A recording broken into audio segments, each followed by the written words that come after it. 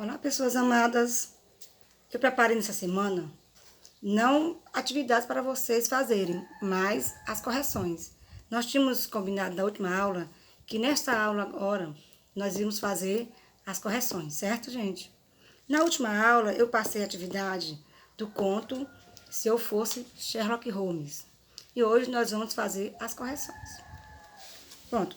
Na primeira questão, diz assim: a leitura do conto confirmou sua hipótese baseada no título? Explique. Bom, essa resposta é pessoal, gente. Provavelmente, pelo título, você deve ter imaginado que o personagem principal iria se comportar como Sherlock Holmes e resolver o caso policial. Assim, de fato, o conto confirma a previsão do título. Então, eu espero que vocês tenham feito essa resposta aí, tá certo, gente? Vamos lá, na segunda questão. Responda a seguir as questões sobre o narrador do conto. No item A, pergunta assim: caracterize esse narrador. Ele é personagem ou observador? Bom, ele pode ser caracterizado, gente, como um narrador personagem, uma vez que ele participa dos acontecimentos narrados, certo? O item B. Releia o trecho a seguir. Aí, que palavra indica o foco narrativo? Explica. Então, gente, o trecho a seguir. Os romances de Conan Doyle me deram o desejo de empreender alguma façanha do gênero das de Sherlock Holmes. Pareceu-me que deles se concluía que tudo estava em prestar atenção aos fatos mínimos. Destes, por uma série de raciocínios lógicos, era sempre possível subir até o autor do crime.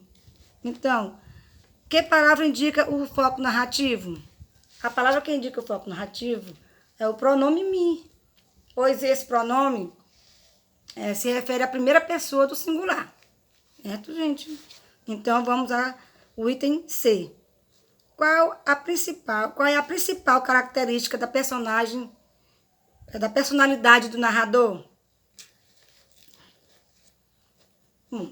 Ele é um admirador dos romances de Conan Doyle, o que faz sonhar em viver uma aventura do tipo das vividas por Sherlock Holmes. Gente, é isso aí. No item D, essa característica é decisiva para o desenvolvimento do conto? Explique. Sim, pois esse desejo faz com que o narrador solucione o roubo do anel na casa da Madame Guimarães. No item 3, tá, gente? Item 3, releia a fala de Alves Calado, personagem da amiga do narrador. Não apanhas nem ladrão que roubaste o obelisco da avenida? Então, ele quer dizer o que vencer, ele pergunta aqui, explique, no item A, explique essa afirmação. Se precisa, explique, pesquise o significado de obelisco. Obelisco, o que quer dizer a palavra obelisco? É um monumento histórico que é colocado numa praça, né? Então, isso aí, a palavra obelisco quer dizer monumento. Então, ele quer dizer que ele não conseguiu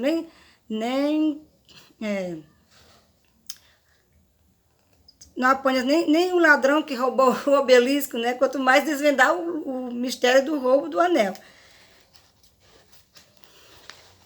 Ele explica essa afirmação, explica essa afirmação, que ele quer dizer. Alves Calado duvida que o amigo possa ser um detetive, porque não seria capaz de capturar nem mesmo um ladrão que tivesse roubado um monumento à vista de todos. Não é isso? No B, é possível afirmar que Alves Calado levava o narrador a sério? Selecione outro trecho do conto que confirme sua resposta. Então, o que é que ele diz? Ele diz aqui, não, né? Os trechos possíveis. Alta polícia científica, disse ele gacejando. Ele respondeu de lá com sua troça habitual. Vais afinal entrar em cena com a tua alta polícia científica? Né? Então, esse aí é são os trechos possíveis que tem no texto que responde essa fala, né? Aí, de Alves Calado, né? Vamos lá, outro. Na questão 4 agora. Em conto de enigma, há tipos, ou seja, personagens que representam comportamentos padronizados, o detetive, o criminoso, a vítima e os suspeitos. No conto lido, que personagens se enquadram em cada um desses tipos? Vamos ver aí. No 4 aí, né? Questão 4. O detetive, né? O narrador, criminoso, Sinhazinha Ramos, né? Vítima, Madame Guimarães. Se passa todos os demais convidados da festa da Madame Guimarães, certo? Então, isso aí é a questão de número 4. A questão de número 5. Sobre o espaço, o tempo do conto lido. Responda. A. O item A. Em que espaço se desenvolve as ações narradas no conto? Em que espaço, gente, se desenvolve as ações narradas no conto? Vamos lá.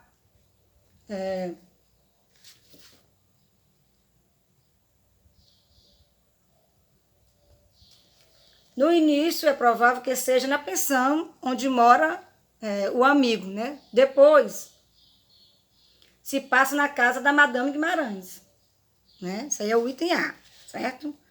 No item B aqui, procure determinar em que período de tempo se deram essas ações. É possível dizer que as ações, o período de tempo das ações sejam, passaram onde? À noite, no tempo da confraternização, né, gente? Então, agora vamos para a questão número 6. Que situação fez Madame Guimarães perceber que seu anel havia sido furtado? Vamos lá?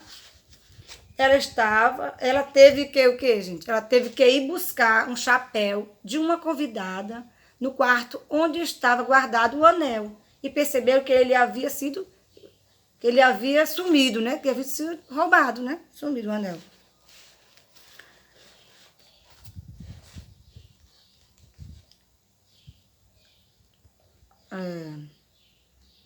B. Qual foi a pista determinante para que o enigma fosse desvendado?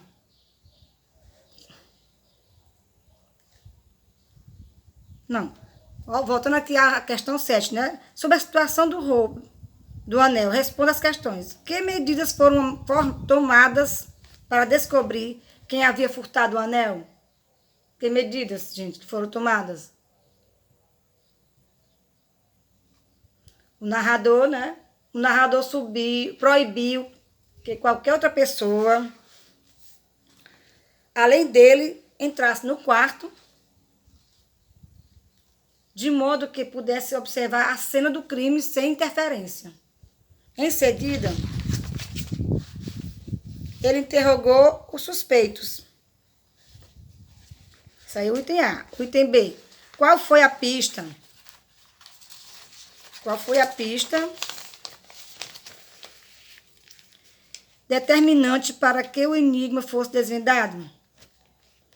As pétalas da rosa-chá amarela, utilizada somente por Sinhazinha Ramos na festa.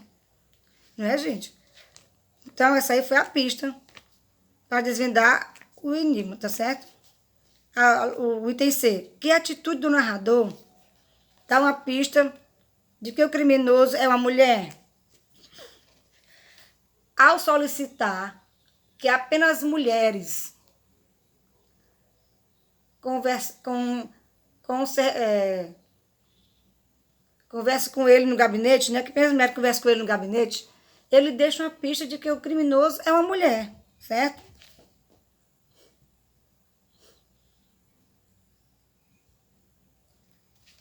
A D. Para chegar à solução, o narrador seguiu o método de Sherlock Holmes? Explique. Sim. Sim, porque o primeiro parágrafo, ele diz que o fundamental é prestar atenção aos mínimos detalhes. E pela análise desses e pelas análises deles, se chegar ao autor do crime, certo? Agora vamos para a questão 8, certo, gente? O que motivou Sinhazinha Ramos a cometer o crime? Porque ela supôs que não suspeitariam dela, né?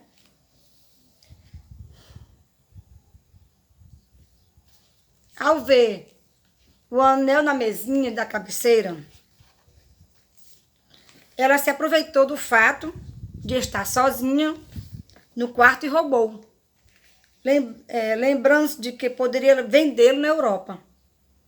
Não suspeitariam dela. Por que não suspeitariam dela? Não suspeitariam dela por ser sobrinha da Madame Guimarães, por ser casada com um médico bem-sucedido e pelo fato de ninguém tê-la visto subir ao quarto. Certo, gente? Vamos para a 9ª questão. Porque o narrador disse, não foi um fiasco, mas foi pior? Não foi um fiasco, mas foi pior. Apesar de ter...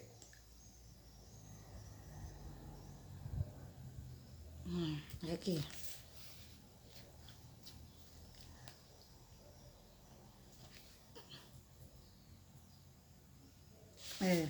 Apesar de ter tido sucesso na solução do crime, ele acabou sendo o quê? Incriminado por quem roubou o anel. No caso, Sinhazinha Ramos. E parece que não foi mais convidado às recepções de Madame Guimarães. Né? E a última questão aí para vocês, que é a 10ª, né?